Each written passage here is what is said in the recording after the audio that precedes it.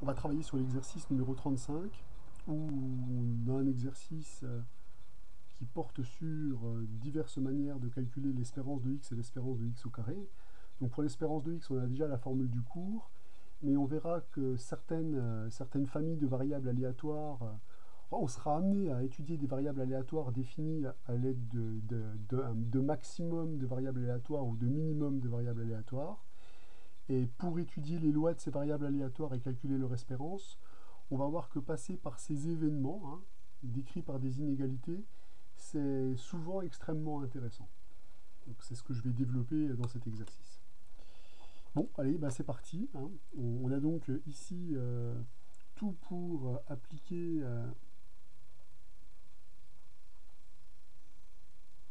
les règles sur le nouveau modèle. Alors, ce qu'on connaît de cette variable aléatoire, déjà, c'est son support. Son support, c'est l'ensemble de tous les entiers entre 1 et n. Et l'objectif est donc de calculer cette somme et de montrer que cette somme est égale à l'espérance de x. Donc l'espérance de x, on sait ce qu'elle vaut. On peut faire référence au niveau support, à l'espérance, au calcul de l'espérance par rapport au support de la variable aléatoire, puisque celui-ci est parfaitement connu. Donc on sait que l'espérance, c'est la somme pour k variant de 1 jusqu'à grand N de k probabilité que x soit égal à k. Donc ça, c'est la définition de l'espérance, nouveau modèle. Nous, notre objectif, c'est de démontrer que cette somme-là est égale à l'espérance de x, donc en fait que ces deux sommes sont égales. Donc ce que je vais faire, c'est que je vais calculer la somme qui est ici. Donc on va calculer la somme pour k variant entre 0 et grand N-1 de la probabilité que x soit strictement plus grand que k.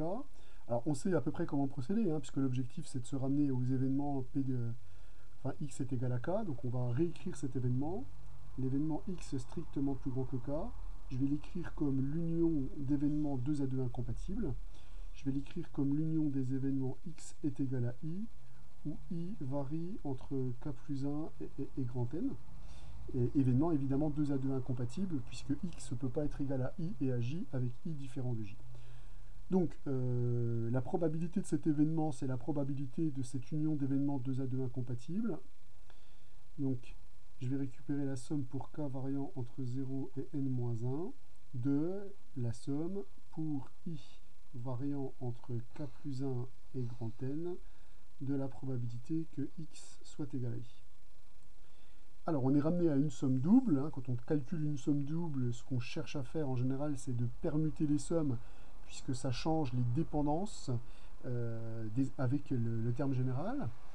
Donc moi quand je calcule des sommes doubles comme ça, surtout quand c'est sur des secteurs triangulaires, puisque là on voit que i varie sur un terme qui dépend de la variable de départ, je réécris cette somme double avec des inégalités, c'est-à-dire i ici varie entre k plus 1 et n, donc i sera clairement strictement plus grand que k, puisqu'il démarre à k plus 1, et k, lui, il varie dans l'absolu. Alors, il commence à 0, et i, lui, il peut aller jusqu'à n. Donc, notre somme, si je l'écris avec des inégalités, on peut écrire cette somme sous cette forme-là. Attention à l'inégalité stricte. Et donc, si je permute les sommes, je vais écrire ça avec une somme qui débute sur i et qui termine sur k de p de x égale i. Alors, on voit tout de suite l'intérêt d'avoir permuté les symboles, puisque le terme qui est là, dépendant de l'indice i et ne dépendant pas de l'indice k, il va être factorisable. Et là, on va récupérer une somme qui va être fort simple à calculer. Alors maintenant, il faut bien regarder comment varient i et k dans l'absolu. Alors, i dans l'absolu et k contre 1. I, déjà, il peut aller jusqu'à n, ça c'est sûr, donc la somme va aller jusqu'à n. Et il est strictement plus grand que k qui peut aller jusqu'à 0. Donc i pourra aller au plus bas jusqu'à 1. Lorsque i est maintenant fixé, k lui varie entre 0 et i-1 à cause de l'inégalité stricte. Donc comme je vous l'indiquais, ce terme-là ne dépendant pas de k, il va s'additionner donc i fois. Donc on va récupérer la somme pour i variant entre 1 et grand N de i multiplié par la probabilité que x est égal à i. On a donc bien retrouvé la formule de l'espérance. On vient donc de démontrer que cette somme est égale à l'espérance de x. Donc voilà pour ce premier calcul. Alors pour le deuxième calcul, où il s'agit de calculer l'espérance de x au carré, on va faire ce qu'on a fait là, hein, c'est-à-dire qu'on va partir de cette somme-là, on va découper cet événement-là pour se ramener à une somme double et pour calculer cette somme double. Donc on sera manifestement ramené au même genre de calcul. Allez, lançons-nous. On doit calculer la somme pour k variant de 1 à n-1 de 2k plus 1 multiplié par la probabilité que x est strictement plus grand que k. Alors là, évidemment, les calculs vont être en grande partie raccourcis par ce qu'on a fait au-dessus. Et finalement, cet exercice va se ramener à un calcul de somme. Effectivement, la probabilité que x est strictement plus grand que k, on a déjà vu qu'elle était égale à cette somme. Donc là, on l'applique telle qu'elle. Hein, il n'y a pas besoin d'explications supplémentaires, puisque les explications seront identiques à celles que j'ai faites à la question d'avant. Ce terme-là, je peux le développer dans cette somme.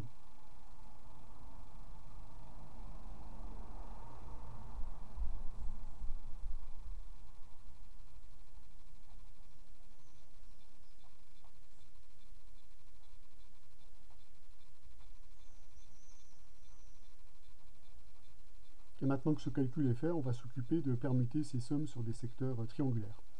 Donc je vais appliquer la même stratégie ici, c'est-à-dire je vais déjà écrire la somme avec un seul symbole sigma et des inégalités. Donc ici i varie de k plus 1 à n, donc ici i sera strictement plus grand que k, de la même façon. I ira jusqu'à n et k lui commence à 0. On retrouve la même relation qui est là. Hein. Ce qui va me permettre donc de permuter les sommes, commencer à sommer sur i, puis commencer sur k. La somme sur i va varier entre n, ça c'est sûr, dans l'absolu, et 1, puisque je vous rappelle qu'il y a une inégalité stricte avec k qui peut aller jusqu'à 0, ce qu'on a reconstaté ici. Et une fois que i est fixé, on voit que k, lui, va varier entre 0, ça c'est sûr, et i-1. On récupère 2k plus 1, probabilité que x soit égal à i. Alors, là encore une fois, cette permutation de symboles permet de factoriser ce terme dans la somme, hein, puisqu'on renverse la dépendance.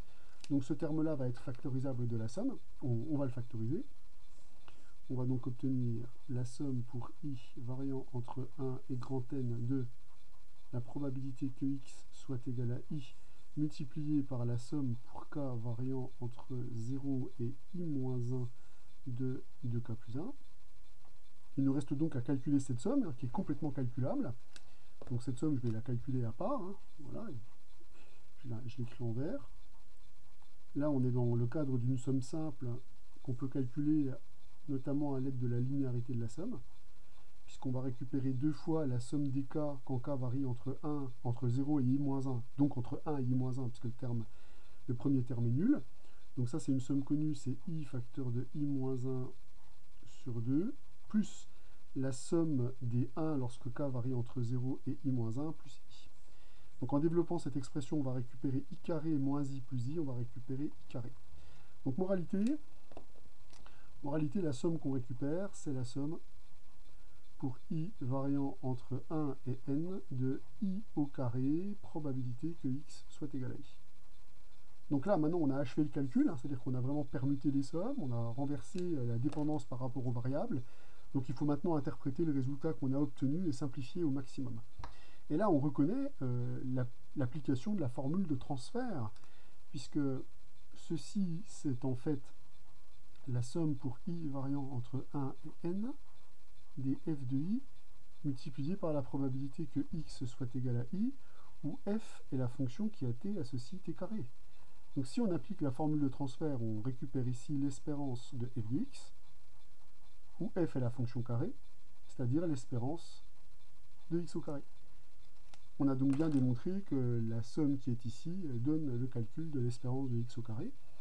Alors, évidemment, ce calcul est essentiel pour la variance. C'est-à-dire que là, on voit que les variables aléatoires qui vont être données par exemple, une loi de min, si le min est plus grand que k, tout le monde est plus grand que k. Donc on voit que ces événements-là sont plus intéressants quelque part que les événements qui portent les égalités. Cette formule-là me permettra de calculer l'espérance très simplement. Et la seconde formule, via Koenig-Huygens, permettra de calculer la variance, puisqu'on sait que la variance de x, c'est l'espérance du carré moins le carré de l'espérance, et là on a une formule toute belle pour l'espérance de x au carré. Donc là on voit qu'on a les moyens pour certaines variables aléatoires, notamment celles que vous avez dû faire en DN, pour calculer l'espérance et la variance via la formule de Koenig.